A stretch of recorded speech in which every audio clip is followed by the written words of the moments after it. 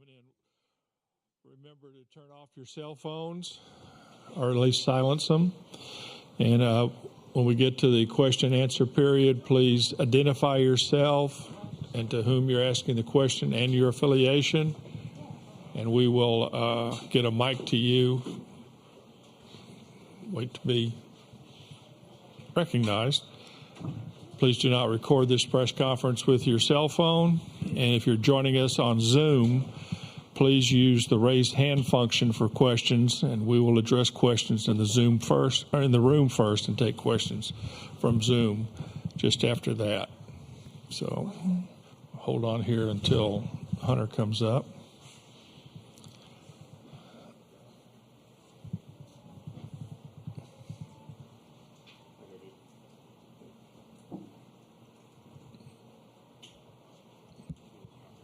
Here he is.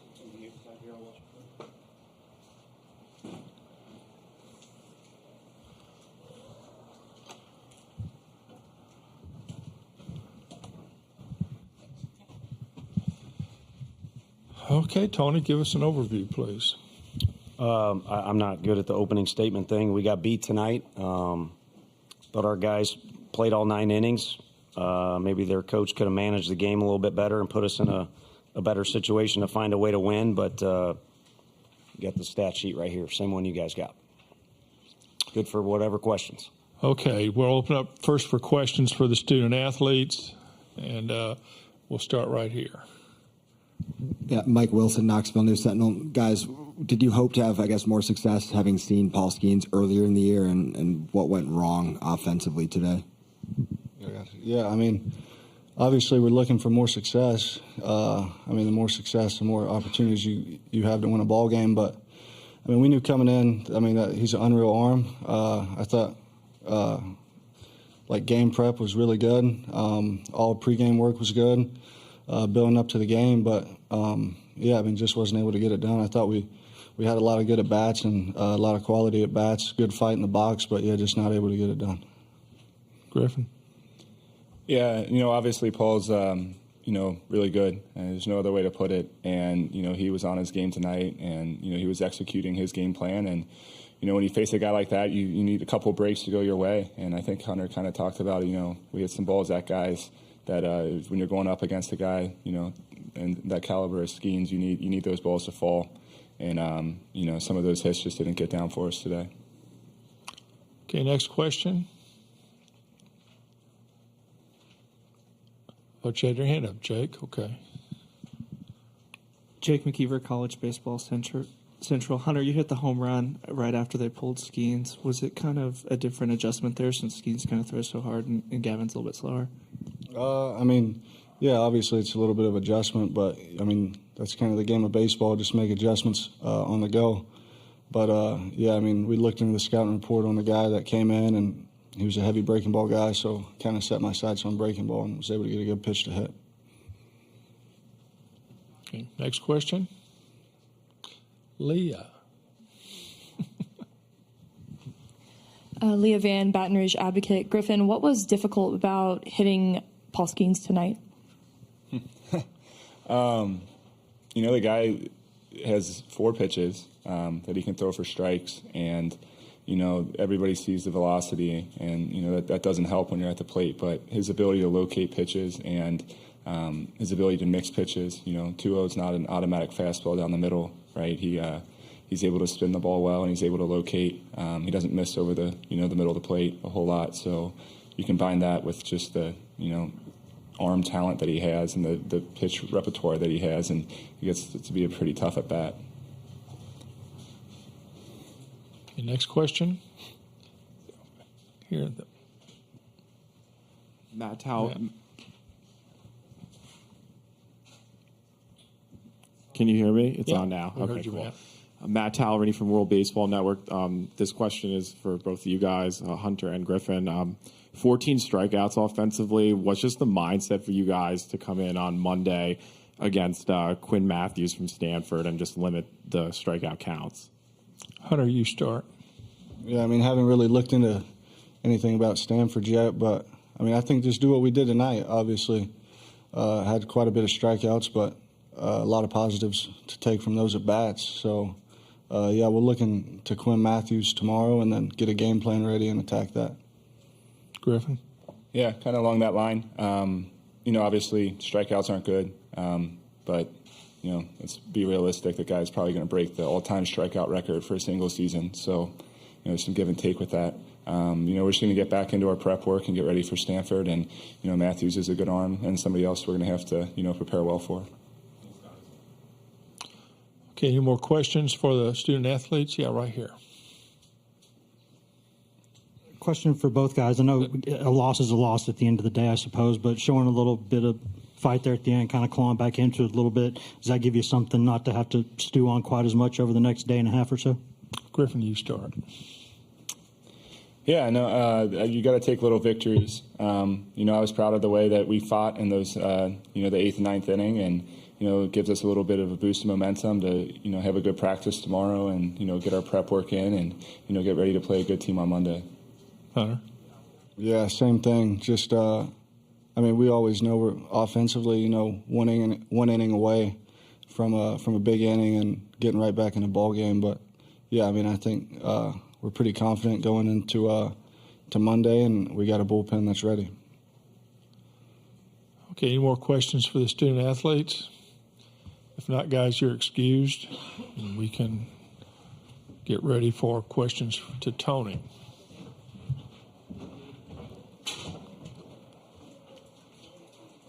Thanks. We'll see you Monday. Okay, once again, remember to give us your name and affiliation before you answer the question. Before you ask the question, we'll start with you here, Mike. Yeah, Mike Wilson, Knoxville News Sentinel. Tony, how much faith do you have with Chase Dolander in elimination games after what he's shown? And with the pitching staff you've got left, do you feel like that gives you a shot to get back out of this side of the bracket? Yeah, I don't think we can do anything until, as Griff and Ensley pointed out, get out of bed tomorrow and prepare. And then Monday will come when it does, but I want to see Drew Beam pitch again, and so does Chase Dolander. And I think Beamer and I probably have as much confidence in that guy as anybody else on the staff. And one of the guys mentioned, too, we've got a bullpen that, basically has gotten us here. So in combination with that and our position players getting after it, got plenty of faith in this group. If we would have lost faith about halfway through the year, we'd be recruiting for about 2-3 weeks by now. Okay, Leah? Leah Van, Baton Rouge Advocate. Tony, what was different about the Paul Skeens your team faced today as opposed to when you saw him in March? Threw backwards. Throws 100 miles an hour, and he threw backwards on our guys. So from his end, you're doing anything you can to advance to the situation in the bracket where you're in the winner's side. And he mixed it up. And in order to do that effectively, you got to throw strikes and command your pitches. And he did that. I don't know what his changeup numbers are. And my angle is not that great, but I would imagine his changeup usage and then strike percentage changeup wise was as good as it's been all year. He was effective with his whole arsenal, but there was a heavier mix, I think, than we expected. I think our guys recognized it right away, but easier said than done adjusting on the fly in that situation. But the communication was good by the guys in the dugout, what they were seeing. Okay, right here. Sam McEwen from the Omaha World Herald. Coach, I apologize if you've already answered this question, but why didn't you throw Chase tonight versus choosing to throw him on Monday? We just went with our rotation. That's been our rotation for the second half of the season is Lindsey, Doe, and Beam. And we're fortunate enough that we've got a guy that people call our closer in Chase Burns, but he's really a starter that we're fortunate enough to use in a bunch of different situations. And then there's a lot of other guys that have contributed too. So I'm not sure where those numbers are. I only look at a couple different stats, but I think that group combined had as good as any ERA in the conference, I think, or at least up there. Okay, right here. Jack Foster, Rocky Top Insider. Tony, just what was your thoughts on how Andrew pitched tonight? He was good. I mean, they did what you got to do against a guy like Lindsey. I mean, he's a heavy ground ball guy. He mixes well himself, and they had the one big swing. I don't know what we did to Gavin, but he hates us. and I'm only, speaking in brevity, the best I can do. He's done well against us the 4 games we've played this year. But other than that swing, they just kind of, I don't know, you say nickel and dime. They took what they, could get off them and found some holes and were able to accumulate some things. And I don't know. I'd love for all you to come over to the hotel and we replay the game like it's a video game and make decisions. But when you're going on the fly there, we treated that situation where Combsy came in as almost like a 9th inning type situation because, just to be frank, because of the guy that we were facing, on their side of things. But I thought he threw the ball good. Okay, Jake. Jake McKeever, College Baseball Central. Coach, your guys said they felt like they got ambushed the first time against Paul Skeens. Did you kind of see that at the plate tonight? No, I didn't. You don't anyone throw a water bottle at me or anything. I've never played here, but the shadows that's a deal. We've got a kid from Arkansas, that Oregon State game and other situations. So I think that was a little bit of extra battle on top of a guy that's already got a great arsenal. And then again, the fact he was mixing, caused our guys to need to make an adjustment a little bit. But the whole package there, they played some good defense behind him. The whole package was them making a bunch of plays and pitches and our guys having to just keep fight without really getting a reward to show for it the first 5 or 6 innings.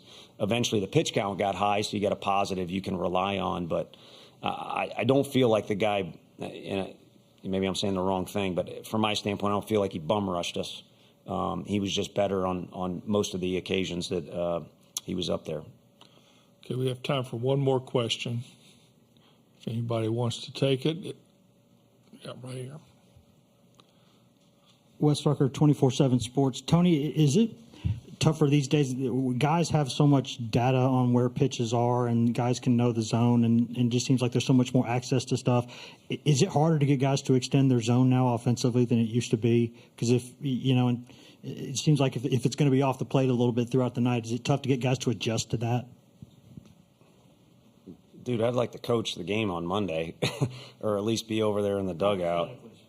I think the TrackMan deal has just changed the game because that data is there and everybody sees it. So you kind of want to know what the game is so you can try and win the game, and you accumulate that data as best you can and attack in certain situations. I think what you're saying is, if guys got to adjust on the fly, can they do that? And that's a part of the game. I mean, Hunter's a smart kid, man. He said it. It's a game of adapting and adjusting on the fly. So you have to kind of see what's out there. And there's certain days. I mean, Hattiesburg, part of winning the game is dealing with lightning delay. Sometimes the ball's carrying, sometimes it's not. So there's a bunch of different battles going on within trying to put a ball in play off a pitcher, our guy trying to throw a pitch and locate it. So I think you just got to do whatever you got to do to get it done. Not the most eloquent answer, but best I can do. Okay. I did get a degree. Tony, thank you. Yeah. Stanford will be the home team. Okay. Next Gotcha. Yeah. Thank you.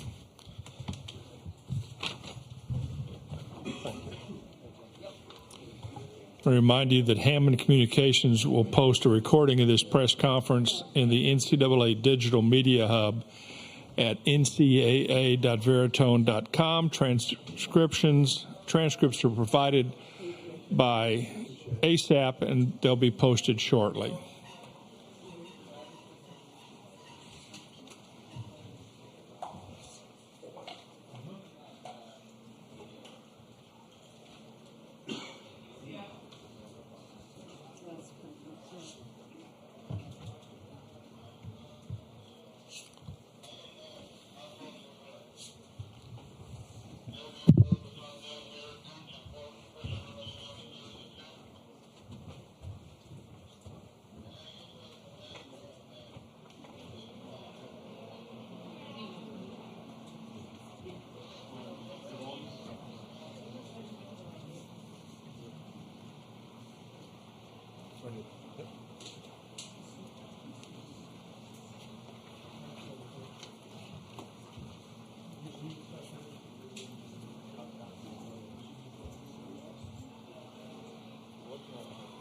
Thank you.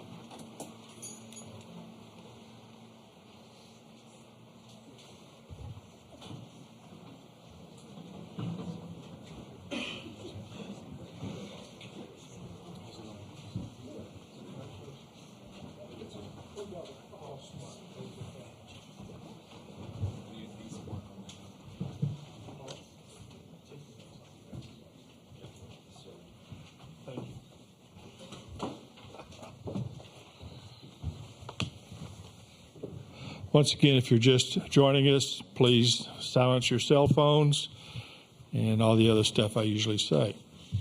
Jay, give us an overview, please.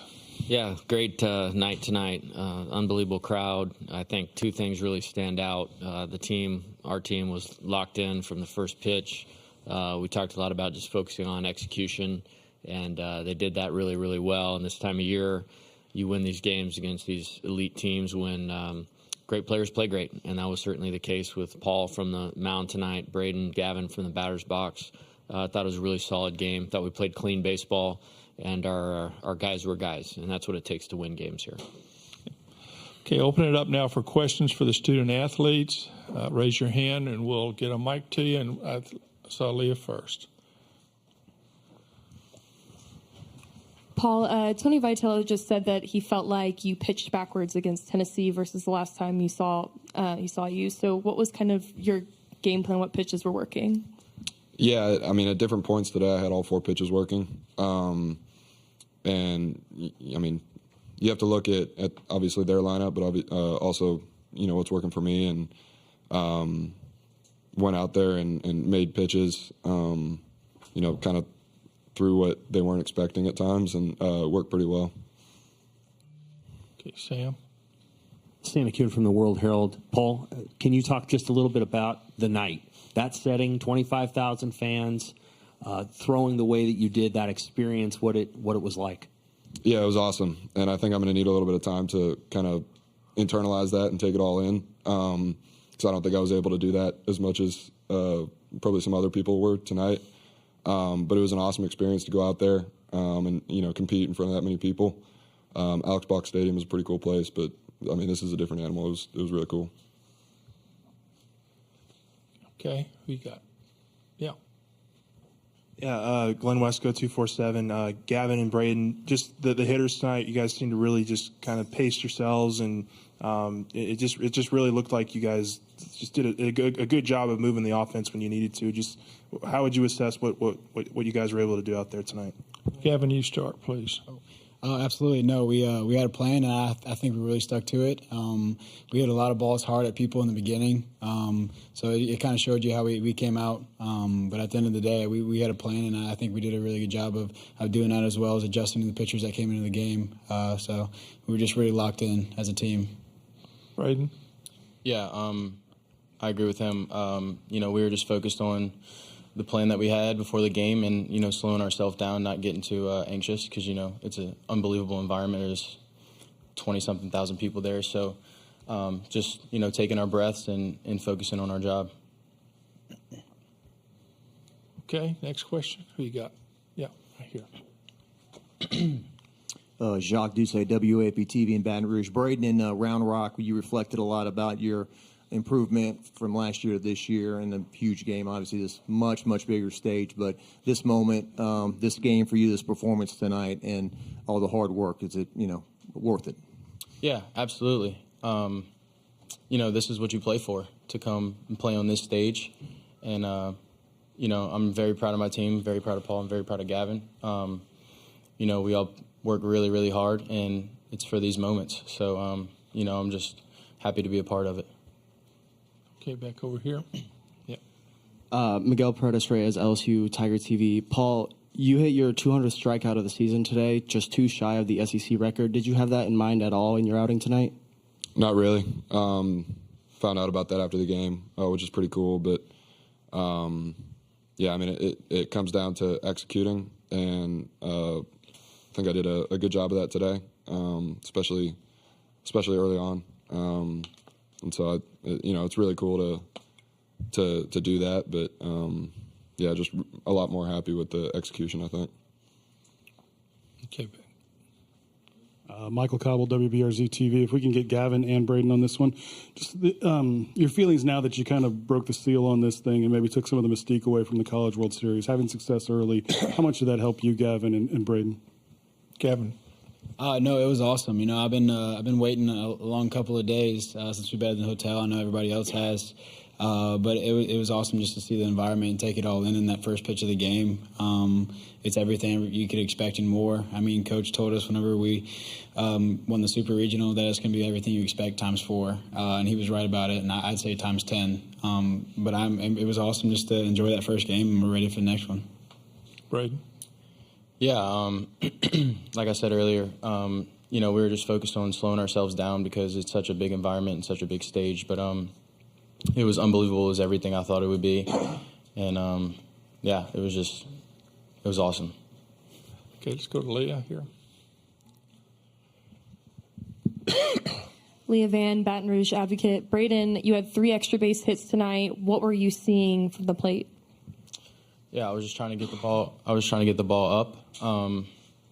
Stay at the bottom of the zone. That was something that I needed to improve from last weekend. And, that was the focus in BP and all the training going into the, this week. So, just sticking to my plan, following what our coaches tell us. And, it worked out positive for me. Okay. Jake? Jake McKeever, College Baseball Central. Gavin, can you kind of talk us through that at-bat with the home run, what you were looking for and what you saw? Just obviously, like Braden said, just trying to get something up. Our game plan was to get balls up with the guy. I mean, he had a lot of sink, a lot of run. So the only way to be successful was to see him over the plate. And unfortunately, I was able to spit on 2 balls and then see 1 ball up. So I was lucky enough to put a good swing on a good ball and put the Tigers out in front right there. Back over here. Let's see. Grant Sasher in the Valley Shook. For a lot of you guys, this is your first time playing in front of 20,000 fans in Omaha. How do you guys handle the nerves? This is a question for all you guys. Paul, you start. This is something that we've looked forward to all year. I mean, this is why I came to LSU. But honestly, playing in front of as many fans as we have at Alex Box, and kind of mentally preparing over the last 10 months or whatever it's been, when it comes down to it just comes down to execution. And Coach says the game doesn't change, people change. And as long as we make it to where we don't change, then that allows us to have success here. Braden? Yeah, we like to embrace it no matter how many fans are in the stands. At Alex Box, we average probably 9,000 to 10,000 a game. It's, the only place in the country that's like that. So, I wouldn't say we're used to playing in front of 20,000 people, but, we play in front of crowds a lot. So, it's super cool. And if you just look around and, have a full circle moment, it's like, how can you not have the most fun? It's just go out there, have fun, and embrace the opportunity that we're given. Absolutely. No, to go along with that, I would say we play 56 games in the regular season, and we play 56 playoff games in our mind. So every game that we play is a playoff game. No matter what we do, no matter how we prepare, we're preparing to win a playoff game. And that's something that I think that has made us very successful in those moments, and what's going to continue to help us move forward. Okay, this will be the last question coming up. Jocelyn? Jocelyn Stamp, Sports Illustrated Kids. Paul, what advice would you give to kids facing a pitcher like you? Oh, man. Be ready for the fastball. I don't know what else to say. That's pretty much it. That's all you can do. You throw fastballs, yeah. Okay, men, thank you. You're excused, and then we'll start here in a second. Thank you. Questions for Coach Johnson.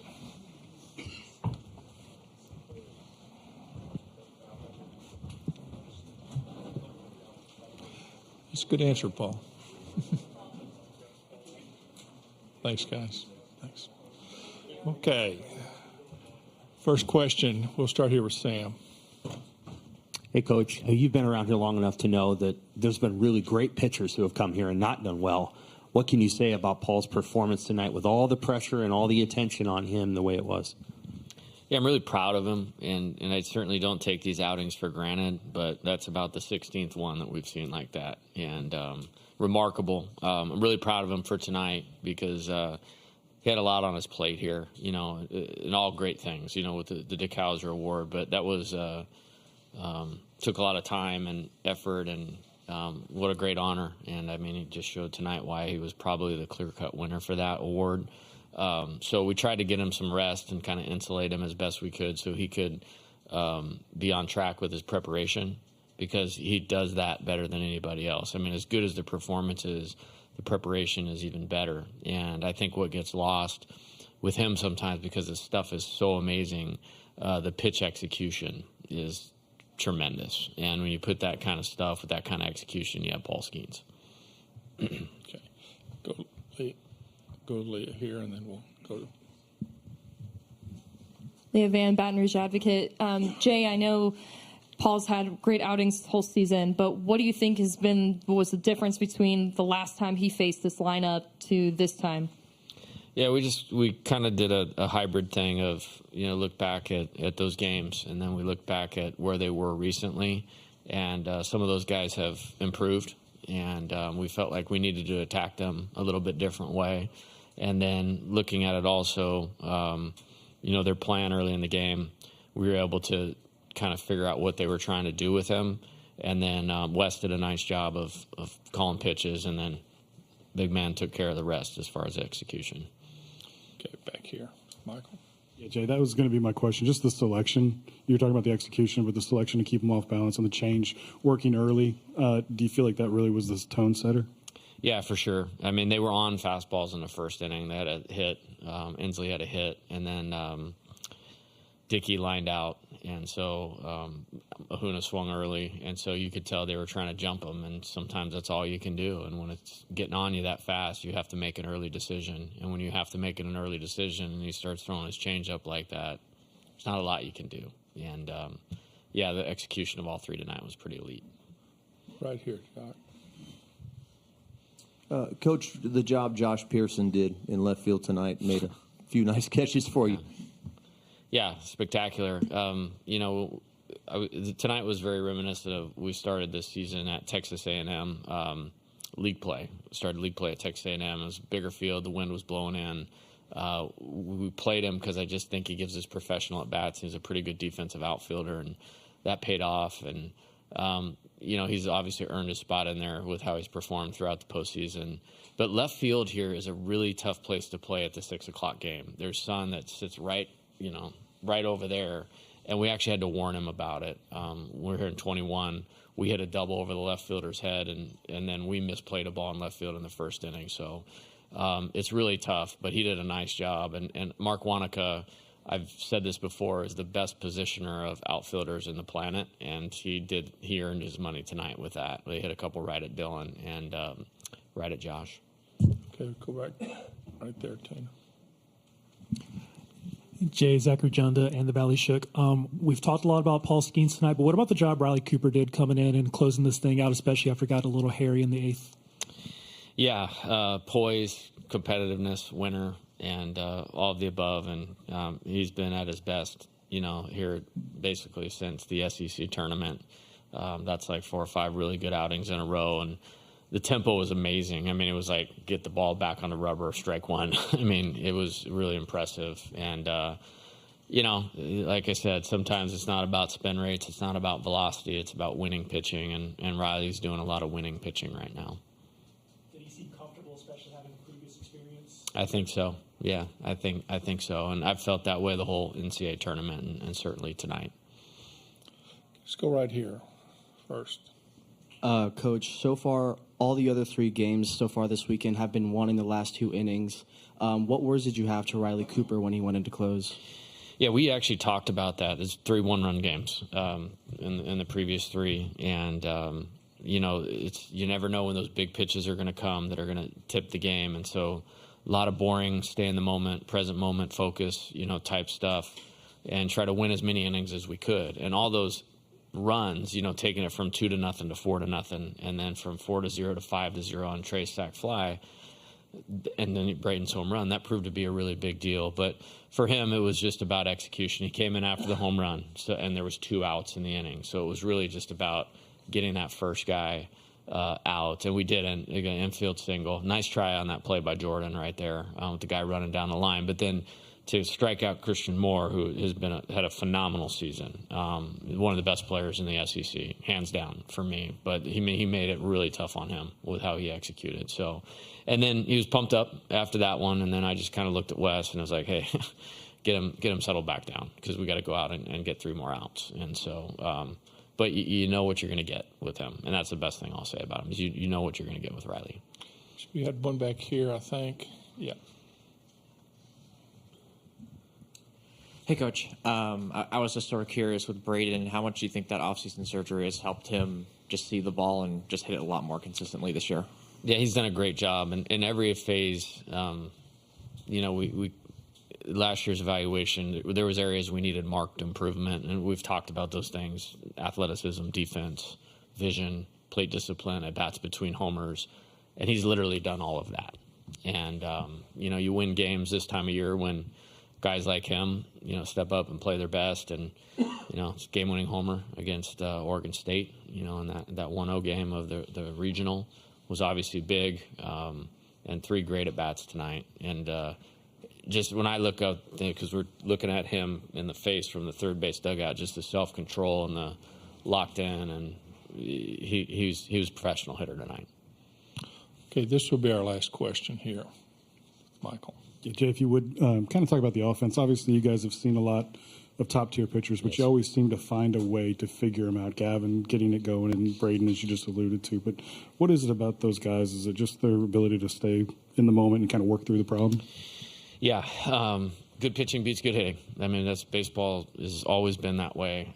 We have a great offense. I think 1 to 9 is you have a lot of things working for you right now. There's some speed, there's some power, obviously, solid hitting skills throughout, but you got a ton of college at bats in there, and they've been useful. And what I mean by that is they all weren't exactly what they are now, but they hold themselves to a high standard of what the team needs out of them.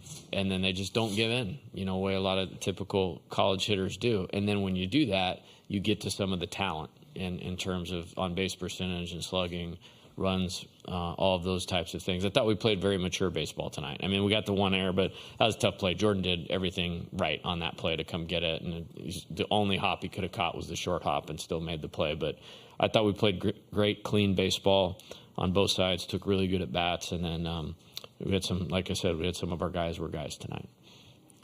Thank you, Jay. And we'll see you Monday night. Yes, sir. Wake will be the home team. Yes, sir. Yep.